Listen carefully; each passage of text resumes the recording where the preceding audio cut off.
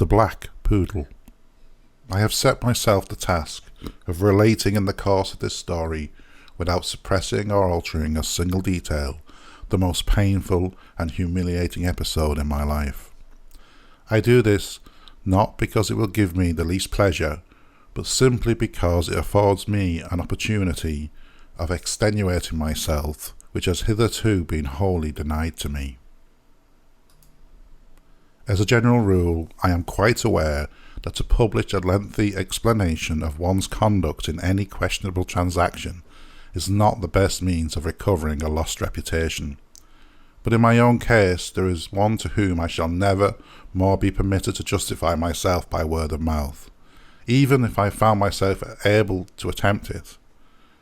And as she could not possibly think worse of me than she does at present, I write this, knowing it could do me no harm, and faintly hoping that it may come to her notice and suggest a doubt whether I am quite so unscrupulous a villain, so consummate a hypocrite, as I have been forced to appear in her eyes.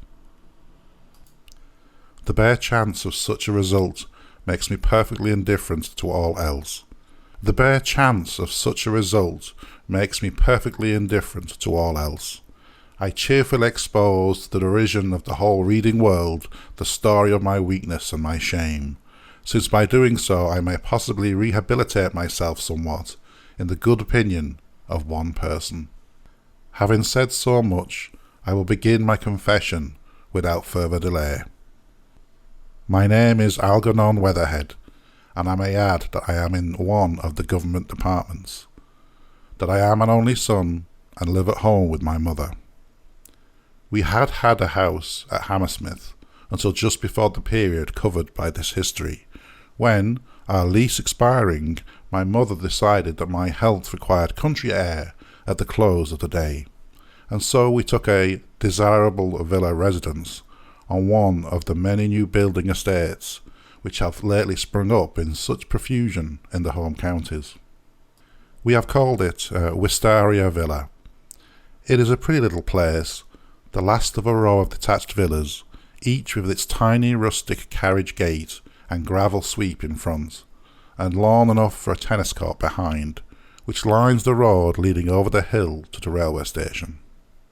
I could certainly have wished that our landlord, shortly after giving us the agreement, could have found some other place to hang himself in than one of our attics, for the consequence was that a housemaid left us in violent hysterics about every 2 months, having learnt the tragedy from the tradespeople, and naturally seen a something immediately afterwards. Still, it is a pleasant house, and I can now almost forgive the landlord for what I shall always consider an act of gross selfishness on his part. In the country, even so near town, a next-door neighbour is something more than a mere numeral. He is a possible acquaintance, who will at least consider a newcomer as worth the experiment of a call. I soon knew that Shuttergarden, the next house to our own, was occupied by a Colonel Curry, a retired Indian officer, and often, as across the low boundary wall, I caught a glimpse of a graceful girlish figure flitting about amongst the rose bushes in the neighbouring garden. I would lose myself in pleasant anticipations of a time not far distant, when the wall which separated us would be, metaphorically, levelled. I remember, how vividly, the thrill of excitement with which I heard from my mother on returning from town one evening that the Currys had called, and seemed disposed to be all that was neighbourly and kind. I remember too the Sunday afternoon on which I returned their call, alone, as my mother had already done so during the week.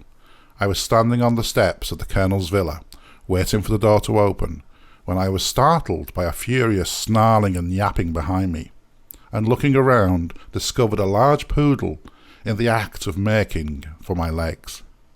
He was a coal-black poodle, with half of his right ear gone, and absurd little thick moustaches at the end of his nose.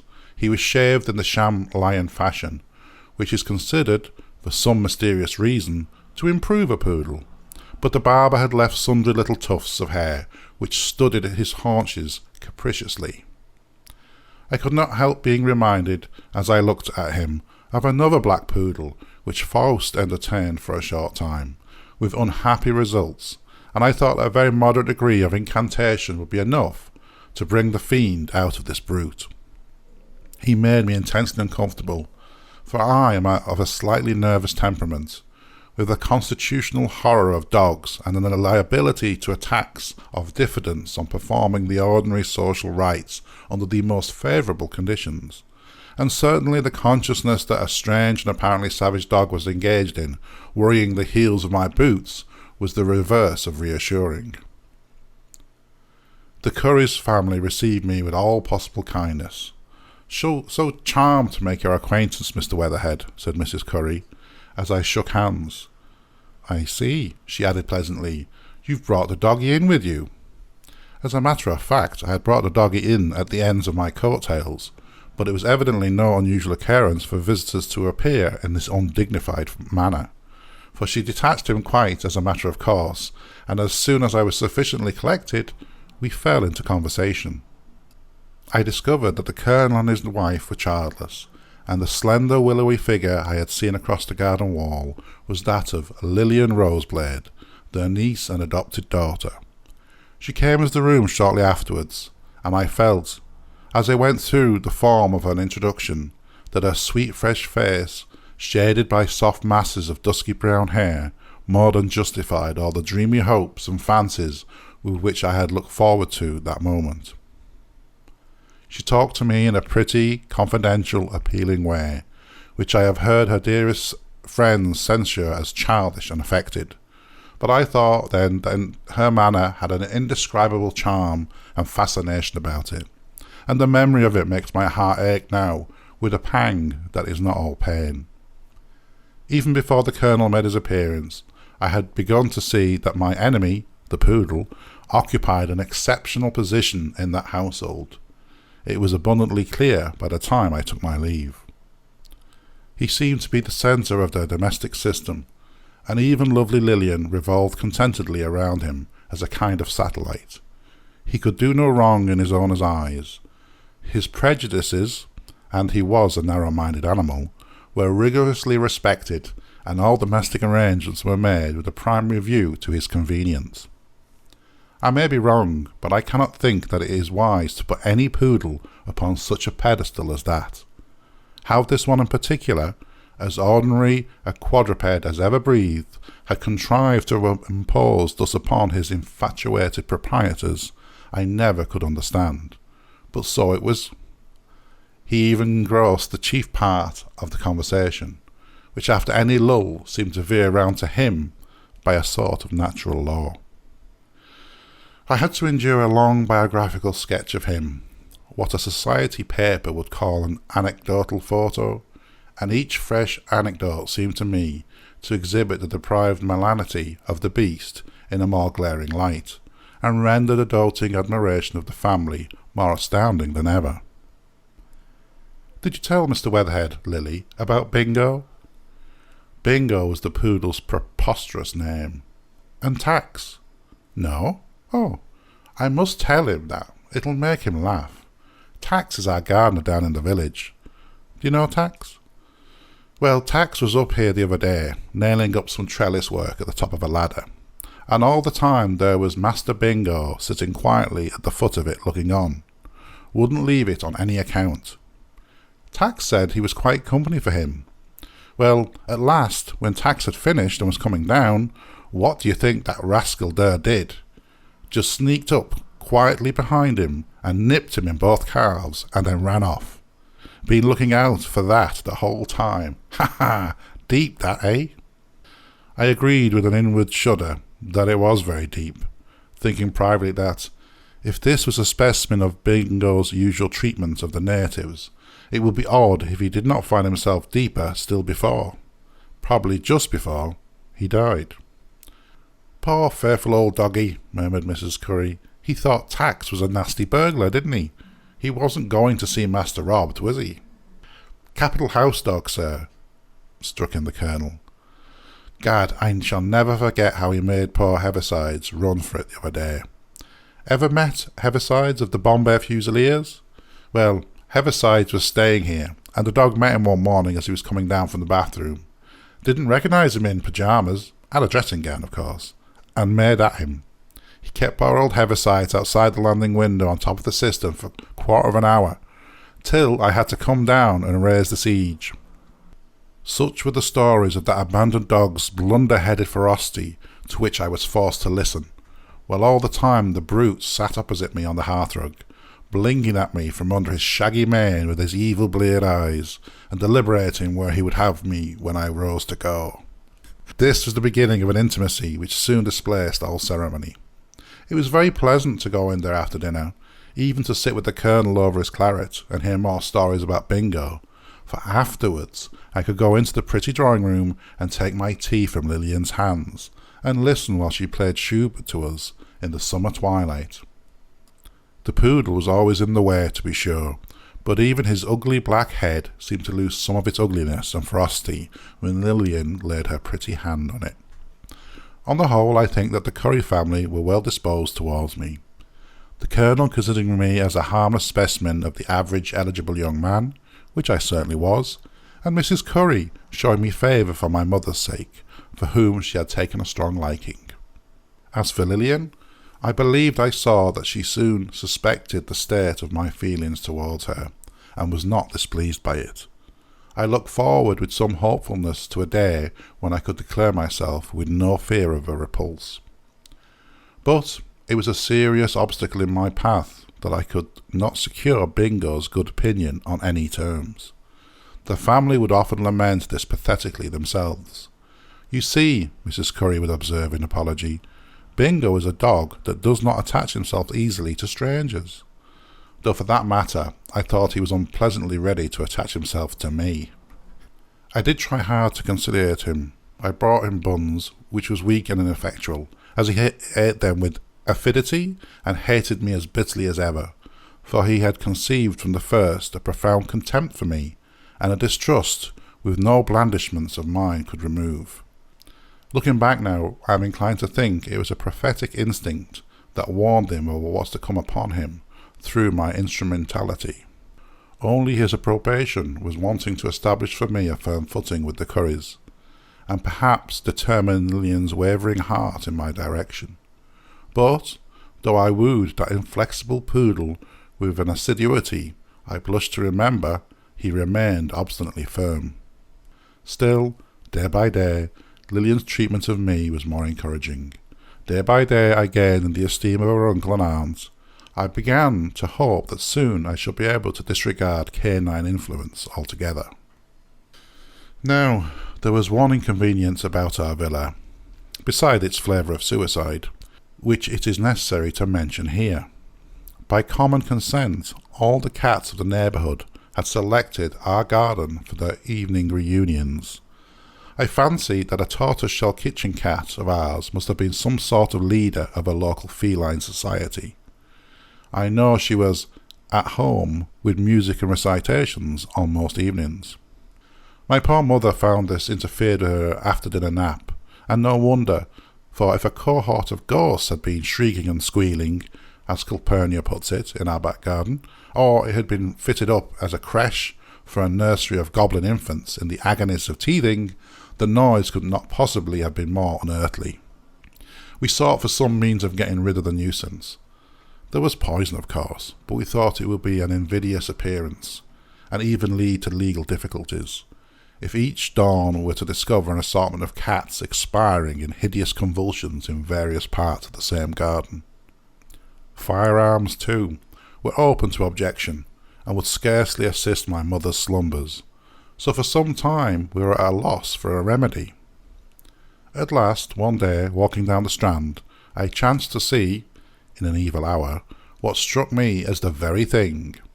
It was an air gun of superior construction displayed in a gunsmith's window. I went in at once, purchased it, and took it home in triumph. It would be noiseless, and would reduce the local average of cats without scandal. One or two examples, and feline fashion would soon migrate to a more secluded spot.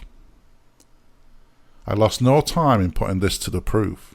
That same evening I lay in wait after dusk at the study window, protecting my mother's repose.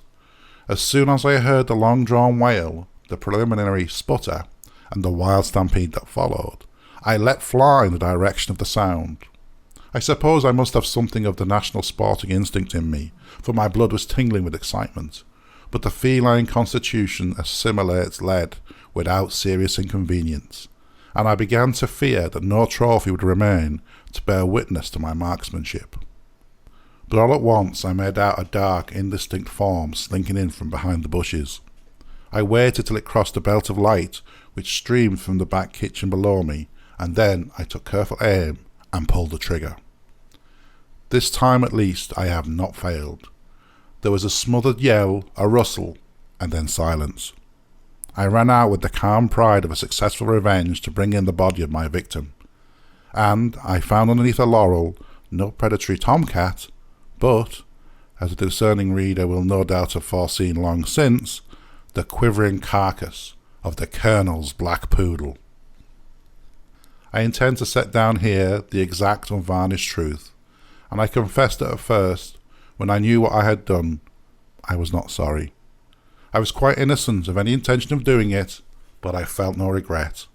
I even laughed, madman that I was, at the thought that there was the end of bingo at all events. That impediment was removed. My weary task of conciliation was over forever. But soon the reaction came. I realized the tremendous nature of my deed and shuddered. I had done that which might banish me from Lillian's side forever. All unwittingly I had slaughtered a kind of sacred beast, the animal around which the Curry household had wreathed their choicest affections. How was I to break it to them? Should I send Bingo in with a card tied to his neck and my regrets and compliments? That was too much like a present of game. Ought I not to carry him in myself? I would wreathe him in the best crape. I would put on black for him. The Currys would hardly consider a taper and a white sheet, or sackcloth and ashes, an excessive form of atonement, but I could not grovel to quite such an abject extent. I wondered what the Colonel would say. Simple and hearty as a general rule, he had a hot temper on occasions, and it made me ill as I thought. Would he and, worse still, would Lillian believe it was really an accident? They knew what an interest I had in silencing the deceased poodle. Would they believe the simple truth? I vowed that they should believe me. My genuine remorse and the absence of all concealment on my part would speak powerfully for me. I would choose a favourable time for my confession. That very evening I would tell all. Still I shrank from the duty before me, and as I knelt down sorrowfully by the dead form, and respectfully composed his stiffening limbs, I thought that it was unjust of fate to place a well-meaning man, whose nerves were not of iron, in such a position. Then, to my horror, I heard a well-known ringing tramp on the road outside, and smelt the peculiar fragrance of a Burmese cheroot. It was the Colonel himself, who had been taken out to doomed Bingo for his usual evening run. I don't know how it was exactly, but a sudden panic came over me. I held my breath, and tried to crouch down unseen behind the laurels, but he had seen me, and came over at once to speak to me across the hedge. He stood there, not 2 yards from his favourite's body. Fortunately, it was unusually dark that evening. "Ha, there you are, eh?" he began heartily. "Don't rise, my boy, don't rise." I was trying to put myself in front of the poodle, and did not rise. At least, only my hair did. "You're out late, ain't you?" he went on. "Laying out your garden, hey?" I could not tell him that I was laying out his poodle. My voice shook as, with a guilty confusion that was veiled by the dusk, I said it was a fine evening, which it was not. "Cloudy, sir," said the Colonel. "Cloudy. Rain before morning, I think. By the way, have you seen anything of my Bingo in here?" This was the turning point. What I ought to have done was to say mournfully, "Yes, I'm sorry to say I've had a most unfortunate accident with him. Here he is, and the fact is, I'm afraid I've shot him." But I couldn't. I could have told him at my own time in a prepared form of words, but not then. I felt I must use all my wits to gain time and fence with the questions. "Why?" I said. "He hasn't given you the slip, has he?" Never did such a thing in his life, said the Colonel warmly. He rushed off after a rat or a frog or something a few minutes ago, and as I stopped to light another cheroot, I lost sight of him. I thought I saw him slipping under your gate, but I've been calling him from the front there and he won't come out. No, and he never would come out any more. But the Colonel must not be told that just yet. I temporised again. If, I said unsteadily, if he had slipped in under the gate, I should have seen him. Perhaps he took it into his head to run home. Oh, I shall find him on the doorstep, I expect. The knowing old scamp. Why, what do you think was the last thing he did now? I could have given him the very best intelligence, but I dared not. However, it was altogether too ghastly to kneel there and laugh at anecdotes of Bingo told across Bingo's dead body. I could not stand that. Listen, I said suddenly. Wasn't that his bark? There again. He seems to come from the front of your house, don't you think? Well, said the Colonel, I'll go and fasten him up before he's off again. How's your teeth are chattering? You've caught a chill, man. Go indoors at once, and if you feel equal to it, look in half an hour later about grog time, and I'll tell you all about it. Compliments to your mother, and don't forget about grog time. I had got rid of him at last, and I wiped my forehead, gasping with relief. I would go round in half an hour, and then I should be prepared to make my melancholy announcement. For, even then, I never thought of any other course, until suddenly it flashed upon me with terrible clearness that my miserable shuffling by the hedge had made it impossible to tell the truth. I had not told a direct lie, to be sure, but then I had given the Colonel the impression that I had denied having seen the dog. Many people can appease their consciences by reflecting that, whatever may be the effect their words produce, they did contrive to stay clear of a downright lie. I never quite knew where the distinction lay morally, but there is that feeling. I have it myself. Unfortunately, prevarication has this drawback, that, if ever the truth comes to light, the prevaricator is in just the same case as if he had lied to the most shameless extent, and for a man to point out that the words he used contain no absolute falsehood will seldom restore confidence. I might, of course, still tell the Colonel of my misfortune, and leave him to infer that it had happened after our interview, but the poodle was fast becoming cold and stiff, and they would most probably suspect the real time of the occurrence. And then Lillian would hear that I had told a string of falsehoods to her uncle over the dead body of their idolised Bingo, an act, no doubt, of abominable desecration, of unspeakable profanity in her eyes.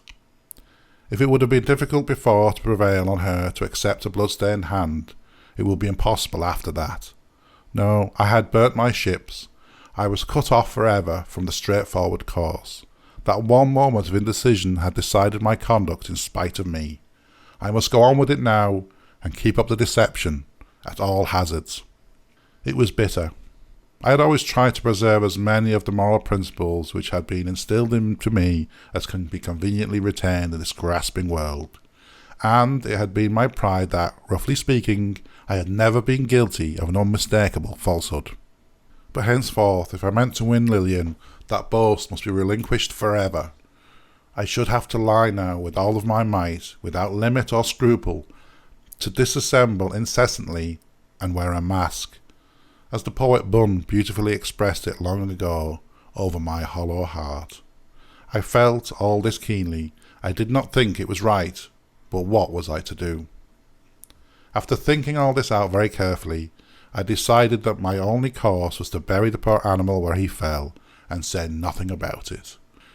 With some vague idea of precaution, I first took off the silver collar he wore, and then hastily interred him with a garden trowel, and succeeded in removing all traces of the disaster. I fancy I felt a certain relief in the knowledge that there would now be no necessity to tell my pitiful story and risk the loss of my neighbour's esteem. By and by, I thought, I will plant a rose tree over his remains, and some day, as Lillian and I, in the noontide of our domestic bliss, stood before it admiring its creamy luxuriance, I might, perhaps, find courage to confess that the tree owed some of that luxuriance to the long-lost Bingo. There was a touch of poetry in this idea that lightened my gloom for the moment. I need scarcely say that I did not go round to Shutter Garden that evening. I was not hardened enough for that yet. my manner might betray me, and so I very prudently stayed at home. But that night my sleep was broken by frightful dreams. I was perpetually trying to bury a great gaunt poodle, which would persist in rising up through the damp mould as fast as I covered him up. Lillian and I were engaged, and we were in church together on Sunday, and the poodle, resisting all attempts to eject him, forbade our banns with sepulchral barks. It was our wedding day, and at the critical moment the poodle leaped between us and swallowed the ring. Or we were at the wedding breakfast, and Bingo, a grisly black skeleton with flaming eyes, sat on the cake and would not allow Lillian to cut it. Even the rose tree fancy was reproduced in a distorted form. The tree grew, and every blossom contained a miniature Bingo, which barked, and as I woke, I was desperately trying to persuade the Colonel that they were ordinary dog roses. I went up to the office next day with my gloomy secret gnawing at my bosom, and, whatever I did, the spectre of the murdered poodle rose before me. For 2 days after, I dared not go near the Currys, until at last, one evening after dinner, I forced myself to call, feeling that it was really not safe to keep away any longer. My conscience smote me as I went in. I put on an unconscious, easy manner, which was such a dismal failure that it was lucky for me that they were too much engrossed to notice it. I never before saw a family so stricken down by a domestic misfortune as the group I found in the drawing-room, making a dejected pretence of reading or working. We talked at first, and hollow talk it was, on indifferent subjects, till I could bear it no longer, and plunged boldly into danger. "I don't see the dog," I began. "I suppose you found him all right the other evening, Colonel?" I wondered as I spoke whether they would not notice the break in my voice, but they did not. "Why, the fact is," said the Colonel, heavily gnawing his grey moustache, "we've not heard anything of him since. He's run off." "Gone, Mr. Weatherhead. Gone without a word," said Mrs. Curry, plaintively, as if she thought the dog might at least have left an address. "I wouldn't have believed it of him," said the Colonel. "It's completely knocked me over. Haven't been so cut up for years. The ungrateful rascal." "Oh, Uncle," pleaded Lillian, "don't talk like that. Perhaps Bingo couldn't help it. Perhaps someone has shot him." "Shot?" cried the Colonel angrily. "By heaven, if I thought there was a villain on earth capable of shooting that poor inoffensive dog, I'd—" "Why should they shoot him, Lillian? Tell me that. I hope you won't let me hear you talk like that again. You don't think he's shot, eh, Weatherhead?" "I said, heaven forgive me, that I thought it highly improbable." "He's not dead," cried Mrs. Curry. "If he were dead, I should know it somehow. I'm sure I should. But I'm certain he's alive. Only last night I had such a beautiful dream about him. I thought he came back to us, Mr. Weatherhead, driving up in a hansom cab, and he was just the same as ever, only he wore blue spectacles, and the shaved part of him was painted a bright red. And I woke up with the joy, so you know, it's sure to come true." It will be easily understood what torture conversations like these were to me, and how I hated myself as I sympathised and spoke encouraging words concerning the dog's recovery, when I knew all the time he was lying hid under my garden mould. But I took it as a part of my punishment, and bore it all uncomplainingly. Practice even made me an adept in the art of consolation. I believe I really was a great comfort to them. I had hoped that they would soon get over the first bitterness of their loss, and that Bingo would be first replaced, and then forgotten in the usual way, but there were no signs of this seeming to come to pass. The poor Colonel was too plainly fretting himself ill about it. He went pottering about forlornly, advertising, searching, and seeing people, but all of it came to no purpose, and it told upon him. He was more like a man whose only son and heir had been stolen, than an Anglo-Indian officer who had lost a poodle. I had to affect the liveliest interest in all his inquiries and expeditions, and to listen to, and echo, the most extravagant eulogies of the departed, and the wear and tear of such much duplicity made me at last almost as ill as the Colonel himself. I could not help seeing that Lillian was not nearly so much impressed by my elaborate concern as her relatives, and sometimes I detected an incredulous look in her frank brown eyes that made me very uneasy. Little by little, a rift widened between us, until at last, in despair, I determined to know the worst before the time came when it would be hopeless to speak at all. I chose a Sunday evening as we were walking across the garden from church in the golden dusk, and then I ventured to speak to her of my love. She heard me to the end, and was evidently very much agitated. At last she murmured that it could not be. Unless... No, it could never be now. Unless what? I asked. Lillian, Miss Roseblade, something has come between us lately. You will tell me what that something is, won't you? Do you want to know really? She said, looking up at me through her tears. Then I'll tell you. It's bingo. I started back overwhelmed. Did she know all? If not, how much did she suspect? I must find out that at once. What about bingo? I managed to pronounce with a dry tongue. You never loved him when he was here, she sobbed. You know you didn't. I was relieved to find it was no worse than this. No, I said candidly. I did not love Bingo. Bingo didn't love me, Lillian. He was always looking out for a chance of nipping me somewhere. Surely you won't quarrel with me for that. Not for that, she said. Only, why do you pretend to be so fond of him now, and so anxious to get him back again? Uncle John believes you, but I don't. I can see quite well that you wouldn't be glad to find him. You could find him easily if you wanted to. What do you mean, Lillian?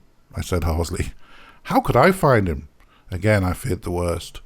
You're in a government office, cried Lillian, and if you only chose, you could easily get government to find Bingo. What's the use of government if it can't do that? Mr. Travers would have found him long ago if I'd have asked him. Lillian had never been so childishly unreasonable as this before, and yet I loved her more madly than ever.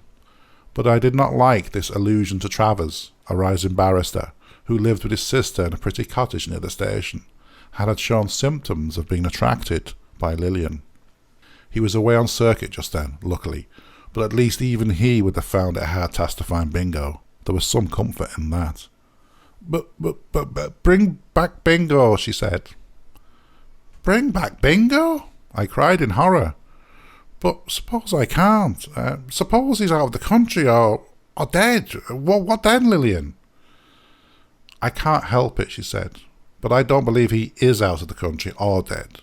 And while I see you pretending to Uncle that you care awfully about him and going on doing nothing at all, it makes me think you're not quite sincere.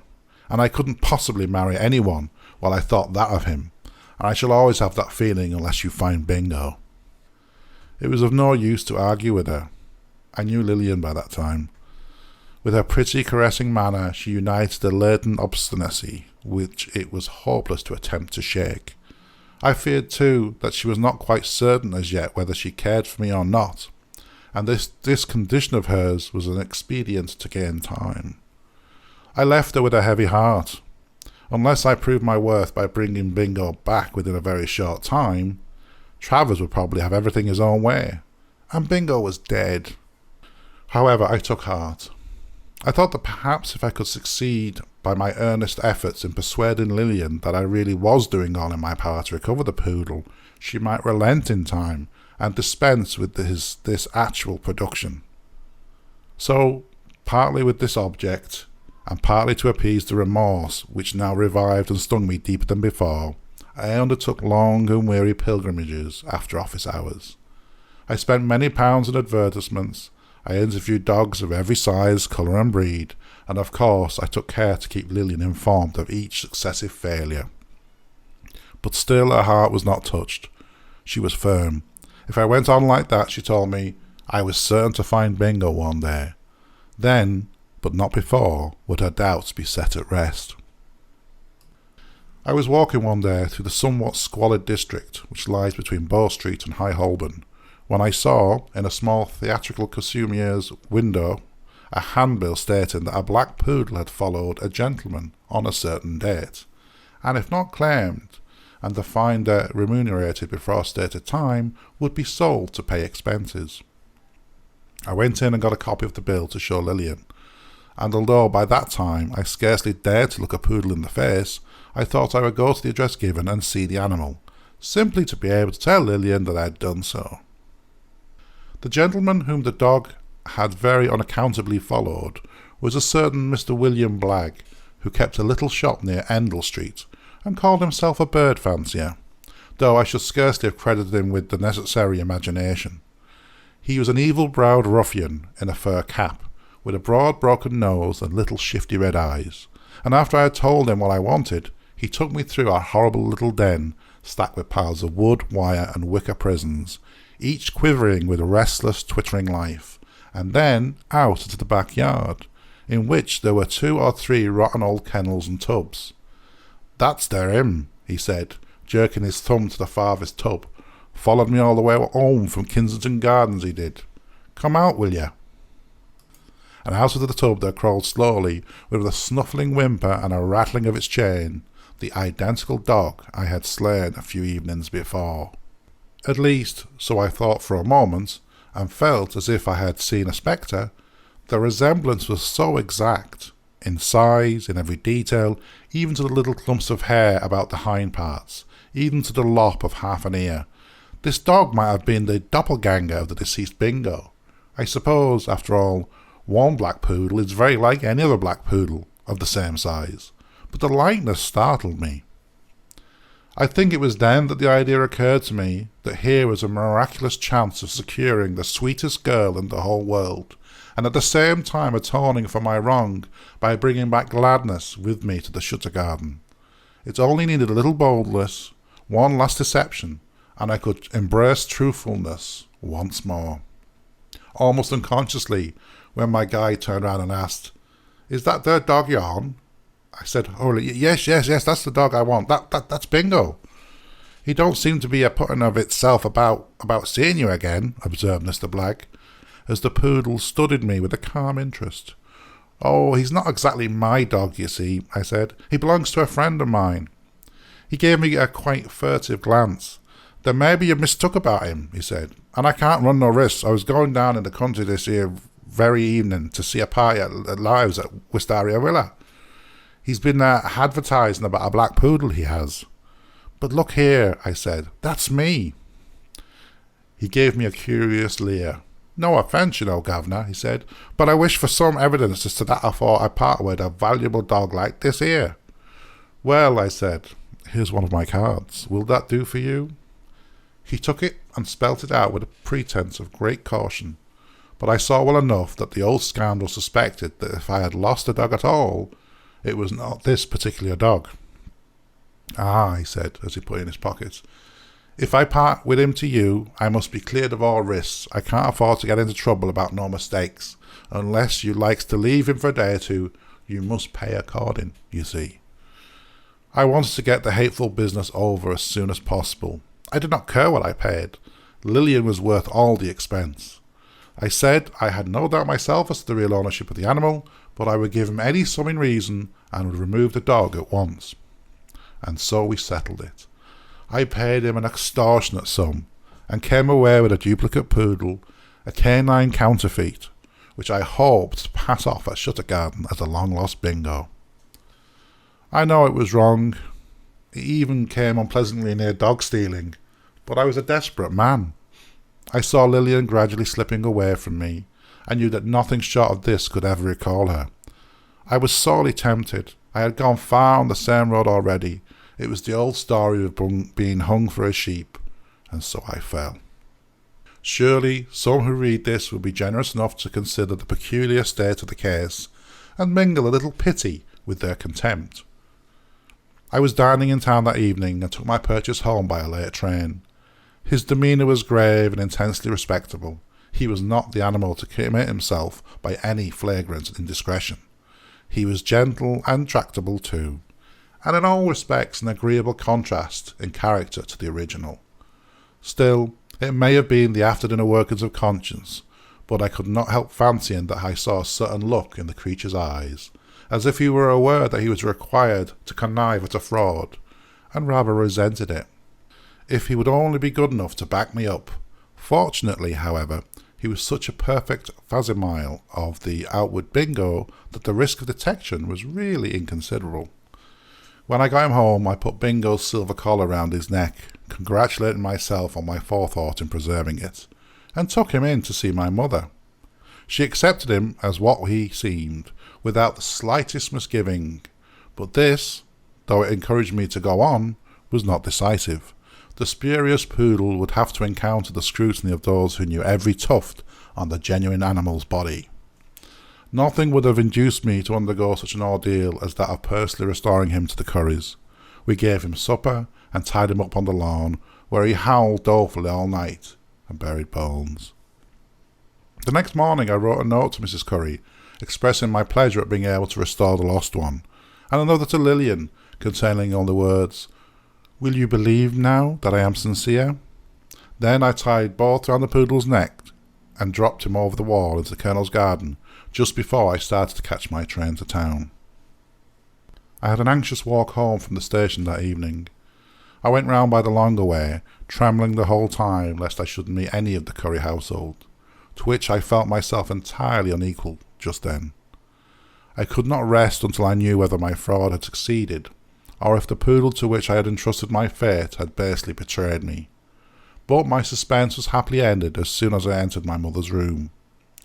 "You can't think how delighted those poor Currys were to see Bingo again," she said at once, "and they said such charming things about you, Algy, Lillian particularly. Quite affected she seemed, poor child, and they wanted you to go round and dine there and be thanked tonight.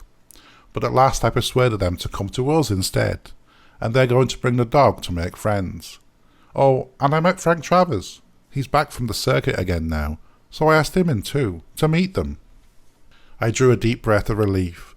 I had played a desperate game, but I had won. I could have wished, to be sure, that my mother had not thought of bringing in Travers on that of all evenings, but I hoped that I could defy him after all this. The Colonel and his people were the first to arrive, he and his wife being so effusively grateful that they made me very uncomfortable indeed. Lillian met me with downcast eyes and the faintest possible blush, but she said nothing just then. 5 minutes afterwards, when she and I were alone together in the conservatory, where I had brought her out on the pretence of showing a new begonia, she laid her hand on my sleeve and whispered almost shyly, "Mr. Weatherhead, Algernon, can you ever forgive me for being so cruel and unjust to you?" And I replied that, upon the whole, I could. We were not in that conservatory long, but before we left it, beautiful Lillian Roseblade had consented to make my life happy. When we re-entered the drawing-room, we found Frank Travers, who had been told the story of the recovery, and I observed his jaw fall as he glanced at our faces, and noted the triumphant smile which I have no doubt mine wore, and the tender dreamy look in Lillian's soft eyes. Poor Travers. I was sorry for him, although I was not fond of him. Travers was a good type of the rising young common law barrister, tall, not bad looking, with keen eyes, black whiskers, and a mobile forensic mouth, which can express every shade of feeling, from deferential assent to cynical incredulity, possessed too of an endless flow of conversation that was decidedly agreeable. If a trifle too laboriously so, he had been a dangerous rival. But all that was over now. He saw it himself at once, and during dinner sank into dismal silence, gazing pathetically at Lillian, and sighing almost obtrusively between the courses. His stream of small talk seemed to have been cut off at the main. "You've done a kind thing, Weatherhead," said the Colonel. "I can't tell you all that dog is to me, and how I missed the poor beast. I'd quite given up all hope of ever seeing him again, and all the time there was Weatherhead, Mr. Travers, quietly searching all London till he found him.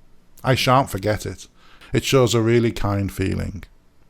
I saw by Travers' face that he was telling himself he would have found 50 Bingos in half the time, if he had only thought of it. He smiled a melancholy assent to all the Colonel said.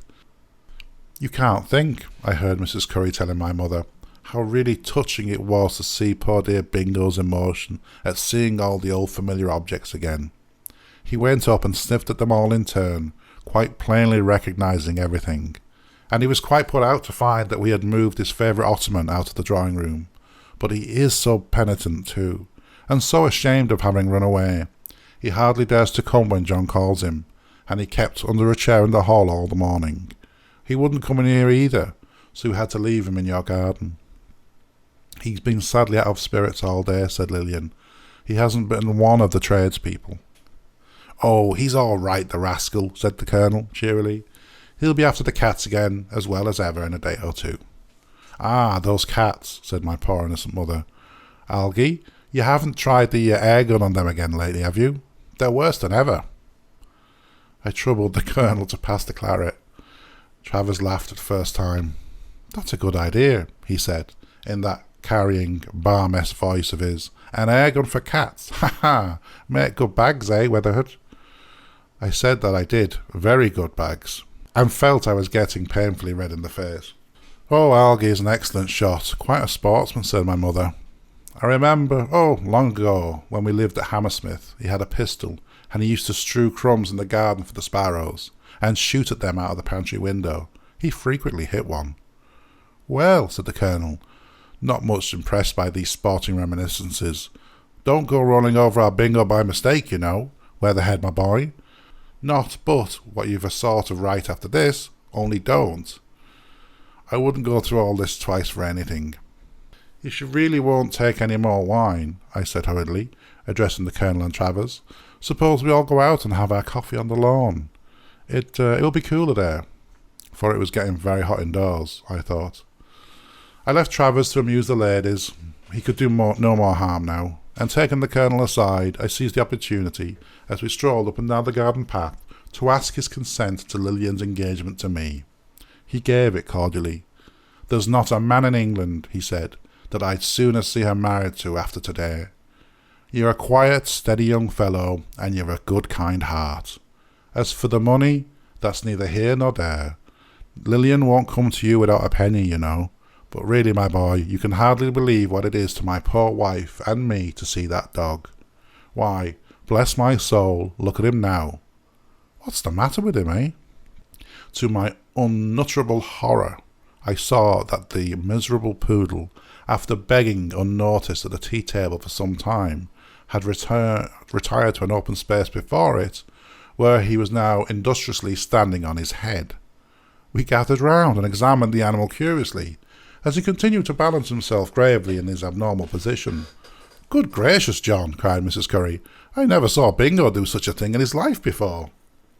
"Very odd," said the Colonel, putting up his glasses. "Never learnt that from me." "I tell you what I fancy it is," I suggested wildly.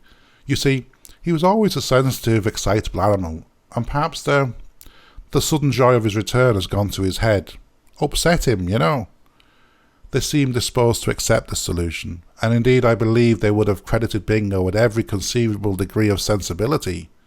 But I felt myself that if this unhappy animal had many more of these accomplishments, I was undone, for the original Bingo had never been a dog of parts. "It's very odd," said Travers, reflectively, as the dog recovered his proper level, "but I always thought that it was half the right ear that Bingo had lost." So it is, isn't it?" said the Colonel. "Left, eh? Well, I thought myself it was the right." My heart almost stopped with terror. I had altogether forgotten that. I hastened to set the point at rest. "Oh, it was the left," I said positively. "I know it because I remember so particularly thinking how odd it was that it should be the left ear and not the right. I told myself this should be positively my last lie." "Why odd?" asked Frank Travers with his most offensive Socratic manner. "My dear fellow, I can't tell you," I said impatiently. "Everything seems odd when you come to think at all about it." "I'll go on," said Lillian later on. "Will you tell Aunt Mary and Mr. Travers, and me, how it was you came to find Bingo? Mr. Travers is quite anxious to hear all about it." I could not very well refuse. I sat down and told the story all my own way.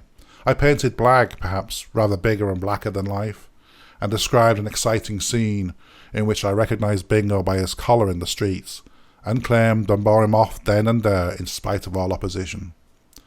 I had the inexpressible pleasure of seeing Travers grinding his teeth with envy as I went on, and feeling Lillian's soft, slender hand glide silently into mine as I told my tale in the twilight. All at once, just as I reached the climax, we heard the poodle barking furiously at the hedge which separated my garden from the road. "There's a foreign-looking man staying over the hedge," said Lillian. Bingo always did hate foreigners. There certainly was a swarthy man there, and though I had no reason for it then, somehow my heart died within me at the sight of him. "Don't be alarmed, sir," cried the Colonel. "The dog won't bite you, unless there's a hole in the hedge somewhere." The stranger took off his small straw hat with a sweep. "Ah, I'm not afraid," he said, when his accent proclaimed him a Frenchman. "He is not enraged me, may I ask, is it permitted to speak with Mr. Vizard?" I felt I must deal with this person alone, for I feared the worst, and asking them to excuse me, I went to the hedge and faced the Frenchman with the frightful calm of despair. He was a short, stout little man, with blue cheeks, sparkling black eyes, and a vivacious walnut-coloured countenance. He wore a short black alpaca coat and a large white cravat with an immensely oval malachite brooch in the centre of it, which I mention because I found myself staring mechanically at it during the interview. "My name is Weatherhead," I began, with the bearing of a detected pickpocket. "Can I be of any service to you?" "Of a great service," he said emphatically. "You can restore to me the poodle which I see here." Nemesis had called at last in the shape of a rival claimant. I staggered for an instant, and I said, "Oh, I think you're under a mistake. That dog is not mine." "I know it," he said. "There has been a little mistake, so if the dog is not to you, you give him back to me. Hein?" "I tell you," I said, "that poodle belongs to the gentleman over there," and I pointed to the Colonel, seeing that it was best now to bring him into the affair without delay. "You are wrong," he said doggedly. "The poodle is my poodle, and I was direct to you. It is your name on the card." And he presented me with the fatal card which I had been foolish enough to give to Black as a proof of my identity. I saw it all now. The old villain had betrayed me, and, to earn a double reward, had put the real owner on my track. I decided to call the Colonel at once, and attempted to brazen it out with the help of his sincere belief in the dog. What's that? What's it all about?" said the Colonel, bustling up, followed at intervals by the others. The Frenchman raised his hat again. "I do not want to make a trouble," he began, "but there is little mistake. My word of honour, sir. I see my own poodle in your garden, when I appeal to this gentleman to show him refer me to you." "You must allow me to know my own dog, sir," said the Colonel. "Why, I've had him from a pup. Bingo, old boy, you know your master, don't you?" But the brute ignored him altogether, and began to leap wildly at the hedge, in frantic efforts to join the Frenchman. It needed no Solomon to decide his ownership. "I tell you, you have got the wrong poodle. It is my own dog, my Azor. He remember me well, you see. I lose him. It is 3-4 days. I see a notice that he is found, and when I go to the address, they tell me, 'Oh, he is reclaimed. He is gone with a stranger who has advertised.' They show me the placard. I follow here, and when I arrive, I see my poodle in the garden before me." "But look here," said the Colonel impatiently. "It's all very well to say that, but how can you prove that? I give you my word that the dog belongs to me. You must prove your claim, Travers?" "Yes," said Travers. "Mere assertion is no proof. It's oath against oath at present." "Attendez an instant. Your poodle is highly trained. Had he some talents? A dog with tricks, eh?" "No, he's not," said the Colonel. "I don't like to see dogs taught to play the fool. There's none of that nonsense about him, sir." "Ah, remark him well then, Azor. Azor, mon Dieu, danse donc un peu." And on the foreigner's whistling a lively air, that infernal poodle rose up on his hind legs and danced solemnly about halfway round the garden. We inside followed his movements with dismay. "Why, dash it all," cried the disgusted Colonel. "He's dancing around like a mountebank, but it's my Bingo for all that." "You are not convinced? You shall see more. Azor, it's he. Poor Bismarck, Azor." The poodle barked ferociously. "Poor Gambetta." He wagged his tail and began to leap with joy. "Mus pour le patre," and the too accomplished animal rolled over as if he had been killed in battle. "Where could Bingo have picked up so much French?" cried Lillian incredulously. "Oh, so much French history," added the serpent Travers. "Shall I command him to jump or reverse himself?" inquired the obliging Frenchman. "We've seen that, thank you," said the Colonel gloomily.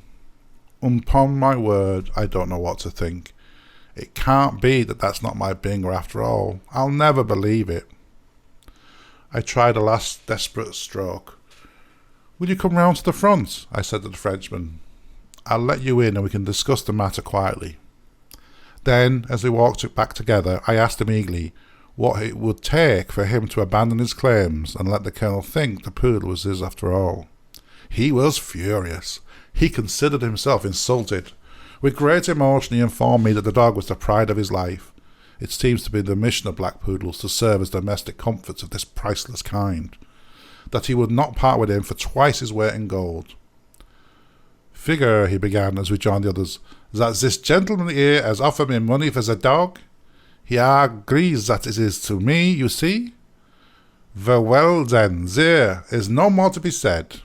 "Why, Weatherhead, have you lost faith too, then?" said the Colonel.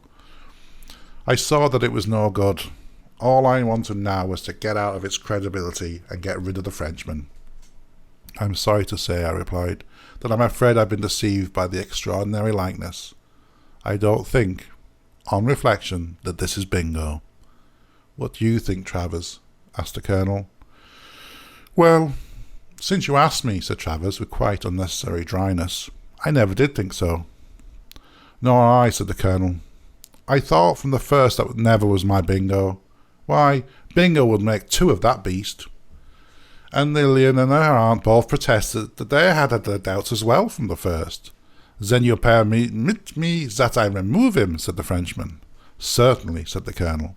And after some apologies on our part for the mistake, he went off in triumph, with the detestable poodle frisking after him.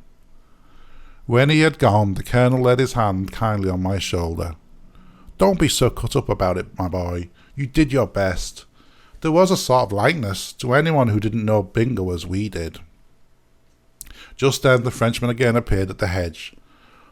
"1,000 pardons," he said, "but I find this upon my dog. It is not to me. Suffer me to restore it with many compliments." It was Bingo's collar. Travers took it from his hand and brought it to us. "This was on the dog when you stopped that fellow, didn't you say?" he asked me. One more lie, and I was so weary of falsehood. Yes," I said reluctantly. "That was so." "Very extraordinary," said Travers. "That's the wrong poodle beyond a doubt, but when he's found he's wearing the right dog's collar. Now how do you account for that?" "My good fellow," I said impatiently, "I'm not in the witness box. I can't account for it. It's a mere coincidence." "But look here, my dear Weatherhead," argued Travers. Whether in good faith or not, I never quite could make out. "Don't you see what a tremendously important link it is? Here's a dog who, as I understand the facts, had a silver collar with his name engraved on it, round his neck at the time that he was lost. Here's the identical collar turning up soon afterwards, round the neck of a totally different dog. We must follow this up. We must get to the bottom of it somehow. With a clue like this, we're sure to find out either the dog himself or what's become of him. Just try to recollect exactly what happened. There's a good fellow. This is just the sort of thing I like." It was the sort of thing I did not enjoy at all. "You must excuse me tonight, Travers," I said uncomfortably. "You see, just now it's rather a sore subject for me, and I'm not feeling very well." I was grateful just then for a reassuring glance of pity and confidence from Lillian's sweet eyes, which revived my drooping spirits for the moment. Yes, we'll go into it tomorrow, Travers," said the Colonel. And then, "Hullo! Why, there's that confounded Frenchman again." It was indeed. He came prancing back delicately, with a malicious enjoyment on his wrinkled face. "Once more I return to apologize," he said. "My poodle has permitted himself the grave indiscretion to make a very big hole at the bottom of the garden.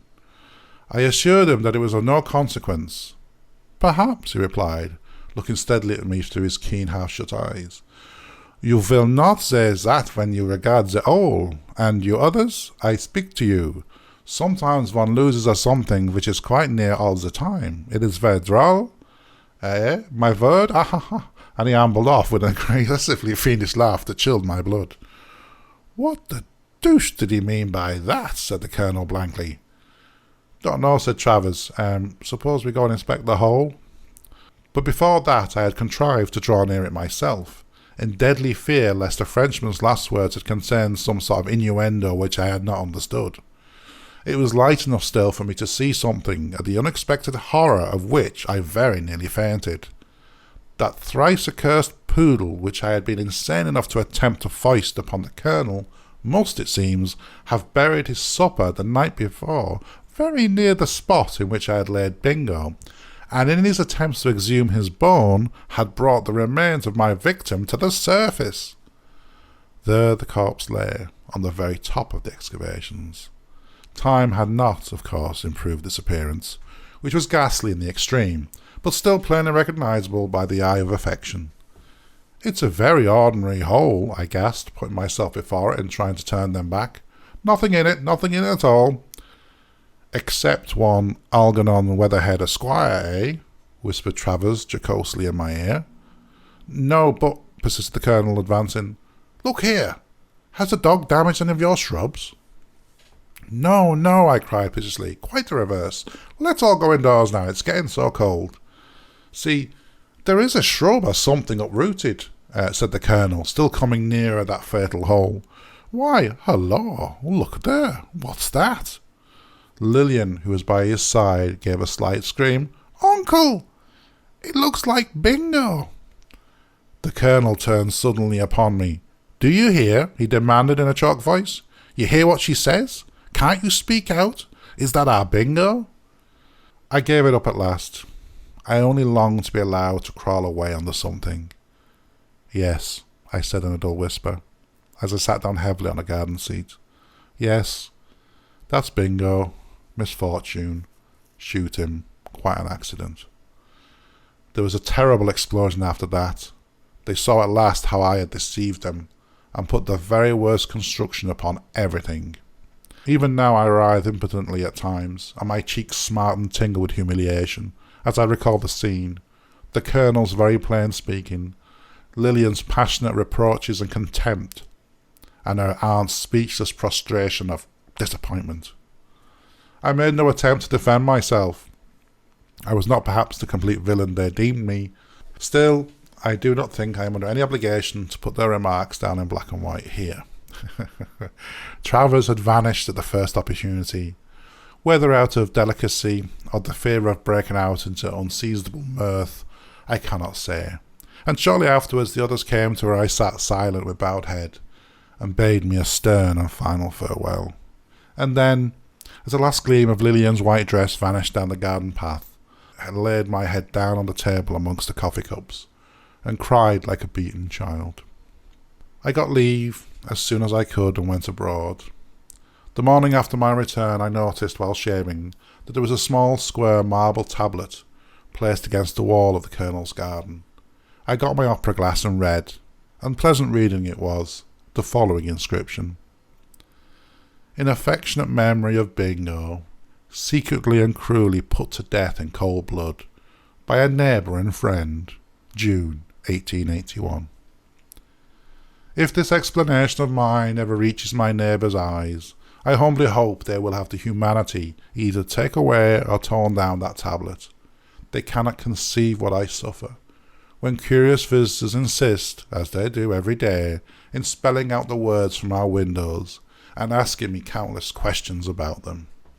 Sometimes I meet the Curries about the garden, and as they pass me with averted heads, I feel myself growing crimson. Travers is almost always with Lillian now. He has given her a dog, a fox terrier, and they take elaborate precautions to keep it out of my garden. I should like to assure them here that they need not be under any alarm. I have shot one dog.